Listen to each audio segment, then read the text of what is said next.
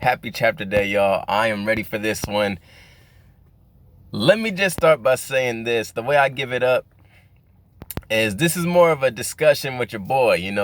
Think of this as an experience. You're talking with your friend about the manga that just dropped. I'm not in here to give you the full-on critiques of these things. I'm just sharing some thoughts and giving y'all something I took away from the manga without giving you the recap. Some of you niggas like to, do recap and shit like as if we didn't. If you come into this video at this point, you've read the manga. So I don't need to, go through all that with you. And that's my attempt at some formalities there, boy. Let's get straight into this. So I got a couple of points from two of the scenes that happen in this manga. The first being the whole sit down with Boruto, son, I got these pills for you. And the next scene being the whole training segment, which I thought was some gas as well. So let's get straight into this shit. The pills. The young lord has made his choice and he popped them shits with no hesitation, which I thought was insane, dog.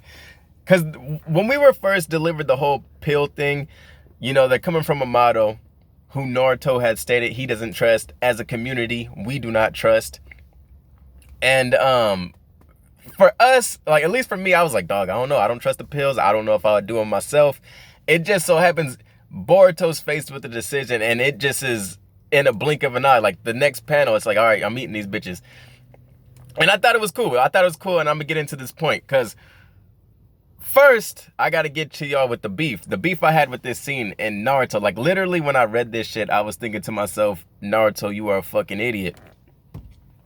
So Naruto, dog, as he describes the pills, he doesn't even mention the fact that the Byakugan effects, he doesn't mention the origin of the pill itself, who, like I stated earlier, he has gotten from a dude he doesn't even fully trust, an outsider of the village.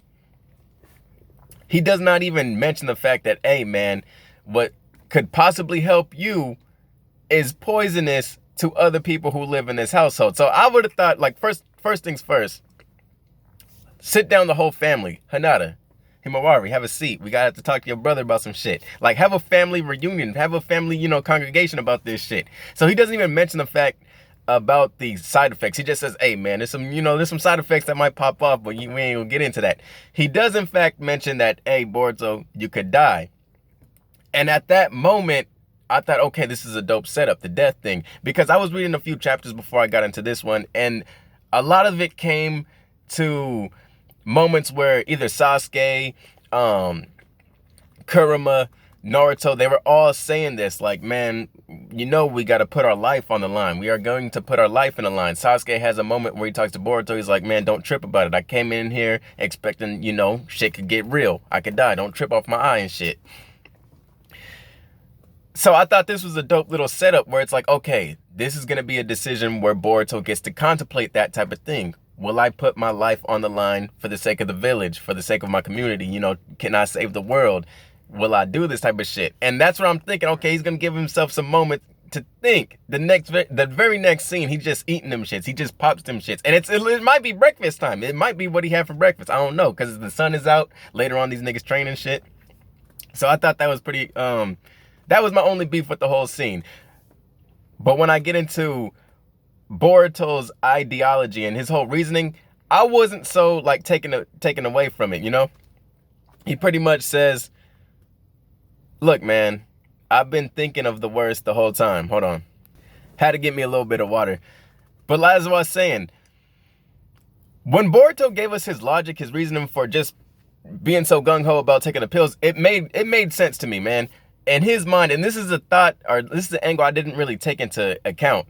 In his mind, he's like, look, man, I've been given really the same option. It's either I die or I die with the possibility of helping you niggas out. You know what I'm saying?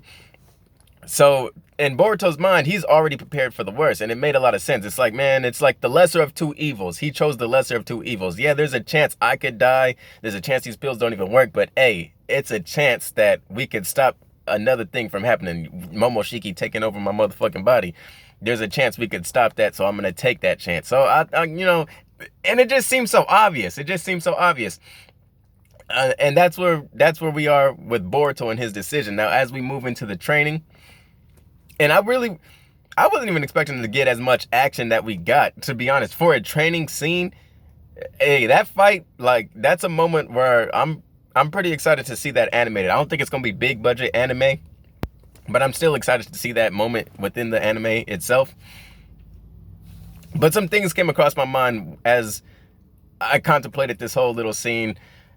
And to be honest, let's start with Konohamaru. I was gonna come into this video trashing this nigga because, as we all know, Konohamaru is just Konohamaru. But I feel like, and this is my reason why I was gonna come in and trash him.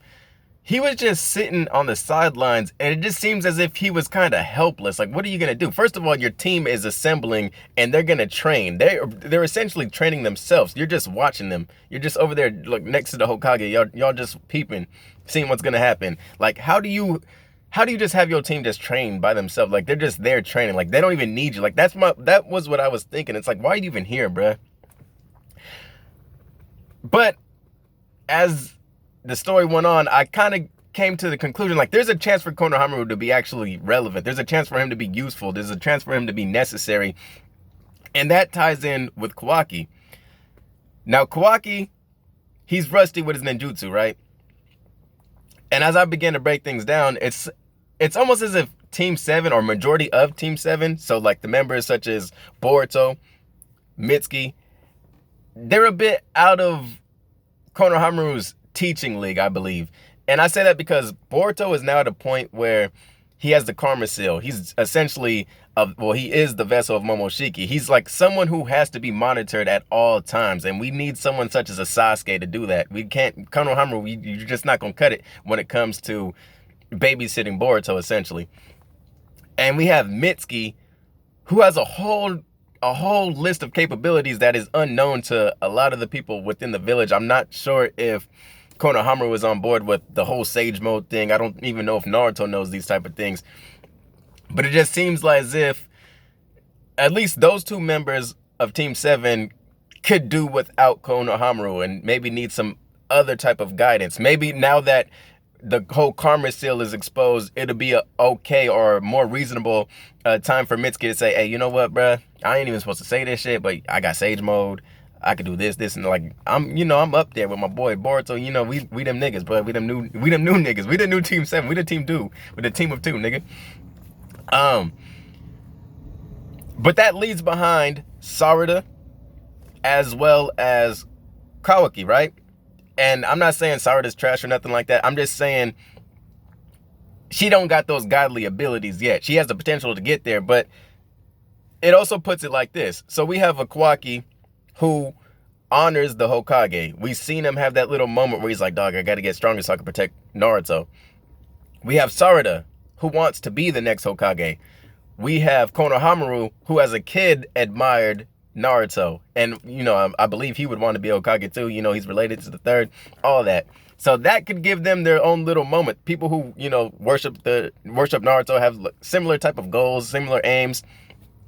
And Kawaki could benefit from someone such as Konohamaru since he's so far behind when it comes to ninjutsu itself. He's skilled as a fighter and all that. He has his own capabilities, which I was kind of shocked to see him still be able to use the beam. But I just chalk that up as maybe that's a cyborg type ability that he has gotten from Amato. Because we did see him get to, or try to use the absorption of the karma since it's so subconsciously stuck in his mind that he could use karma. It just didn't work out for him. So I'm now starting to believe that the beam is something he could do, or he could always done even before he had the karma or some shit like that. So that's how I chalk that up. I mean, we've seen members such as Delta do crazy things. I don't want to say Code. I don't really know what Code was capable of before. We haven't seen him without karma. But we've seen members of the Kara organization do some pretty amazing things without having karma.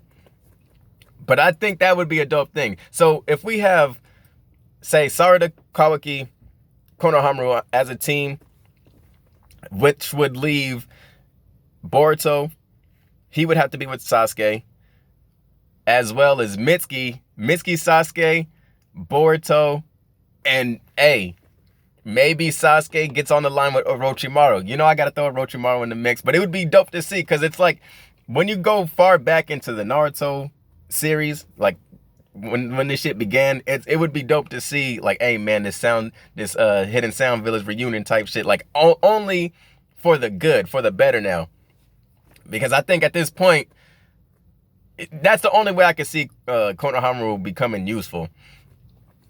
And let's get into ninjutsu. Let's get into more ninjutsu. So this is Kawaki and his ideology around ninjutsu. Because when I first got into the training segment, I didn't really believe Kawaki would be...